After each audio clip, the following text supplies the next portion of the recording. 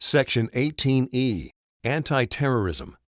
18.24, Anti-Terrorism Efforts. The Air Force seeks to deter or limit the effects of terrorist acts by giving guidance on collecting and disseminating timely threat information, providing training to all Air Force members, developing comprehensive plans to deter and counter terrorist incidents, allocating funds and personnel, and implementing anti-terrorism measures. Headquarters Air Force.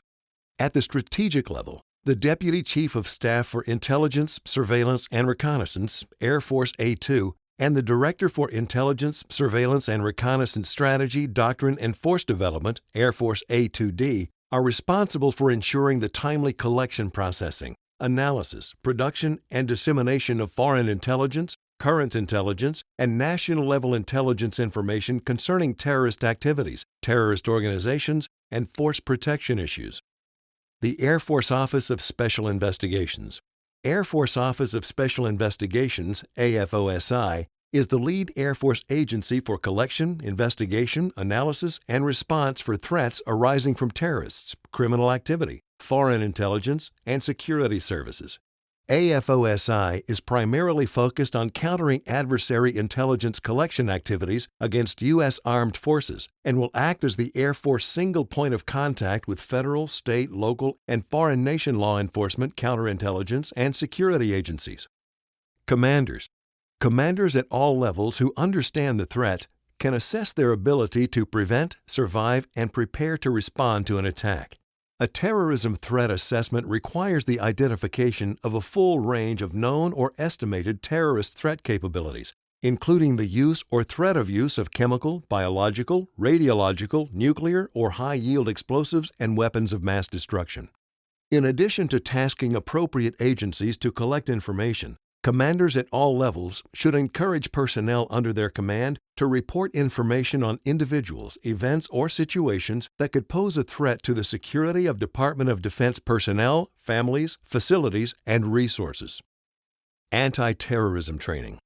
At least annually, commanders conduct comprehensive field and staff training to exercise anti-terrorism plans to include anti-terrorism physical security measures, continuity of operations, critical asset risk management, and emergency management plans. Anti-terrorism training should include terrorism scenarios specific to the location and be based on current enemy tactics, techniques, procedures, and lessons learned. Additionally, the current baseline through Force Protection Condition Charlie measures shall be exercised annually at installations and self-supported separate facilities. Random Anti-Terrorism Measures Program. Installation commanders shall develop and implement a random anti-terrorism measures program that will include all units on the installation. The intent of the program is to provide random, multiple security measures that consistently change the look of an installation's anti-terrorism program.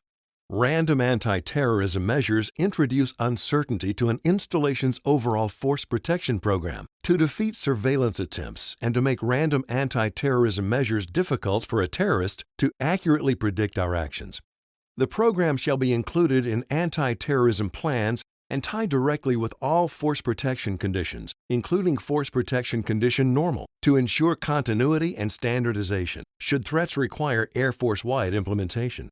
Random anti-terrorism measures times for implementation, location, and duration shall be regularly changed to avoid predictability. Random anti-terrorism measures execution shall be broad-based and involve all units and personnel. 18.25, Ground Transportation Security. Criminal and terrorist acts against individuals usually occur outside the home and after the victim's habits have been established. Your most predictable habit is the route you travel on a regular basis. Always check for fingerprints, smudges, or tampering of the interior and exterior of your vehicle, including the tires and trunk. If you detect something out of the ordinary, do not touch anything. Immediately contact the local authorities. When overseas, travel with a companion. Select a plain car and avoid using government vehicles when possible. Do not openly display military equipment or decals with military affiliations. Keep doors locked at all times. Do not let someone you do not know direct you to a specific taxi. Ensure taxis are licensed and have safety equipment, seat belts at a minimum. Ensure that the face of the taxi driver and the picture on the license are the same. 18.26. Commercial air transportation security overseas. Before traveling overseas, consult the Foreign Clearance Guide to ensure you meet all requirements for travel to a particular country. Get the required area of responsibility threat briefing from your security officer, anti-terrorism officers, or the appropriate counterintelligence or security organization within 3 months prior to traveling overseas. Use office symbols on travel documents if the word description denotes a sensitive position. Use military contracted flag carriers. Avoid traveling through high-risk areas. Do not use rank or military address on tickets. Do not discuss military affiliation. Have proper identification to show airline and immigration officials. Do not carry classified documents unless absolutely mission essential. Dress conservatively. Wear clothing that covers military or United States-affiliated tattoos. Carry plain civilian luggage. Do not wear or carry distinct military items. 18.27. Suspicious packages or mail. Look for an unusual or unknown place of origin, no return address, excessive amount of postage, abnormal size or shape, protruding strings, aluminum foil, wires, misspelled words, differing return address and postmark, handwritten labels, unusual odor, unusual or unbalanced weight, springiness in the top or bottom, inflexibility, crease marks, discoloration or oily stains, incorrect titles or title with no name, excessive security material, ticking, beeping, or other sounds, or special instruction markings such as personal, rush, do not delay, or confidential on any packages or mail received. Be vigilant for evidence of powder or other contaminants. Never cut tape, strings, or other wrappings on a suspect package. If the package has been moved, place the package in a plastic bag to prevent any leakage of contents. If handling mail suspected of containing chemical or biological contaminants, wash hands thoroughly with soap and water. Report suspicious mail immediately and make a list of personnel who were in the room when the suspicious envelope or package was identified. 18.28. General Anti-Terrorism Personal Protection. Individual vigilance is integral to the anti-terrorism program, whether stateside or overseas. Several actions are provided here to help ensure individual protection. Dress and behave in a way that does not draw attention. Be inconspicuous and avoid publicity. Travel in small groups. Avoid spontaneous gatherings or demonstrations. Be unpredictable. Vary daily routines to, from home and work. Be alert for anything suspicious or out of place. Avoid giving unnecessary personal details to anyone unless their identity can be verified.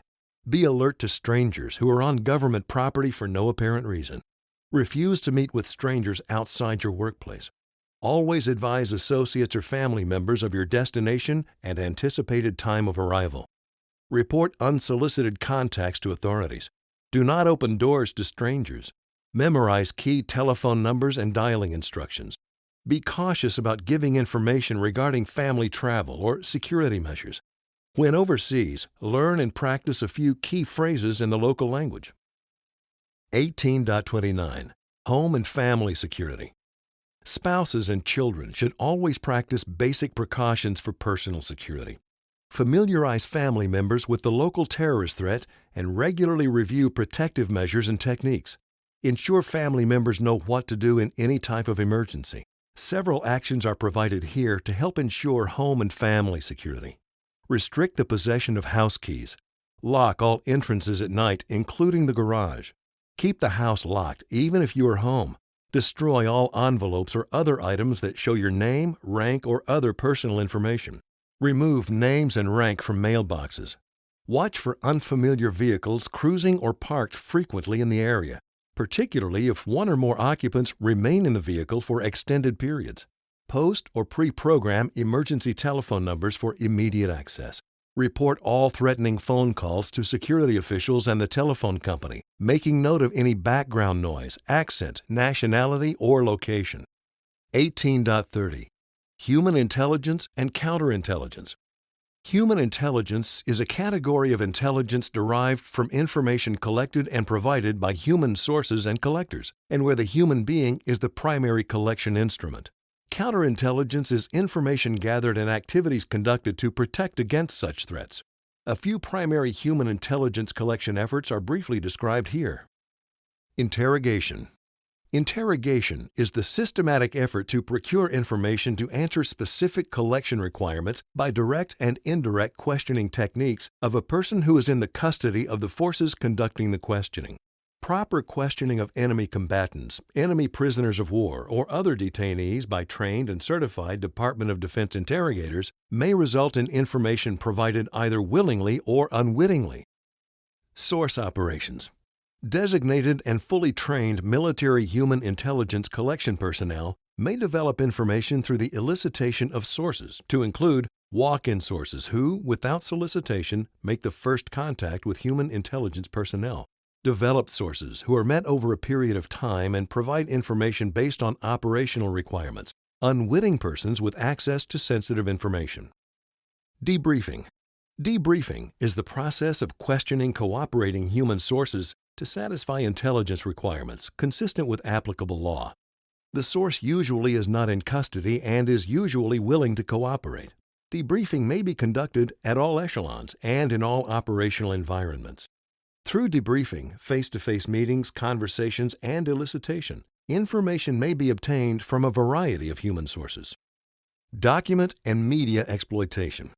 Captured documents and media, when properly processed and exploited, may provide valuable information, such as adversary plans and intentions, force locations, equipment capabilities, and logistical status. The category of captured documents and media includes all media capable of storing fixed information, as well as computer storage material. This operation is not a primary human intelligence function, but may be conducted by any intelligence personnel with appropriate language support. Human intelligence threat areas. A few primary threat areas are briefly described here. Espionage. The act of obtaining, delivering, transmitting, communicating, or receiving information about national defense with intent or reason to believe the information may be used to the injury of the United States or to the advantage of any foreign nation. Subversion. An act or acts inciting military or civilian personnel of the Department of Defense to violate laws, disobey lawful orders or regulations, or disrupt military activities with willful intent, thereby to interfere with or impair the loyalty, morale, or discipline of the U.S. Armed Forces. Sabotage. An act or acts with intent to injure, interfere with, or obstruct the national defense of a country by willfully injuring or destroying, or attempting to injure or destroy any national defense or war material, premises, or utilities, as well as human and natural resources. Terrorism. The calculated use of unlawful violence or threat of unlawful violence to inculcate fear intended to coerce or intimidate governments or societies in the pursuit of goals that are generally political, religious, or ideological. 18.31 Incident Reporting. AFI 71-101, Volume 4, Counterintelligence, requires individuals who have reportable contacts or acquire reportable information to immediately, within 30 days of the contact, report the contact or information either verbally or in writing to AFOSI. The AFOSI initiates and conducts all counterintelligence investigations, operations, collections, and other related activities for the Air Force. When appropriate or when overseas, AFOSI coordinates these activities with the Central Intelligence Agency and the Federal Bureau of Investigation. The AFOSI is also the installation-level training agency for counterintelligence awareness briefings and is the sole Air Force repository for the collection and retention of reportable information. Contact is defined as any exchange of information directed to an individual, including solicited or unsolicited telephone calls, email, radio contact, and face-to-face meetings. Examples include contact with a foreign diplomatic establishment, a request by anyone for illegal or unauthorized access to classified or unclassified controlled information, personal contact with any individual who suggests that a foreign intelligence or any terrorist organization may have targeted him or her or others for possible intelligence exploitation, or receipt of information indicating military members, civilian employees, or Department of Defense contractors have contemplated, attempted, or effected the deliberate compromise or unauthorized release of classified or unclassified controlled information. 18.32 Protection of the President and Others. As stated in AFI 71-101 Volume 2 Protective Service Matters, as a result of a formal agreement between the Department of Defense and U.S. Secret Service, individuals affiliated with the U.S. Armed Forces have a special obligation to report information regarding the safety and protection of the U.S. President or anyone else under the protection of the U.S. Secret Service. This includes the Vice President, President and Vice President-elect, and visiting heads of foreign states or foreign governments.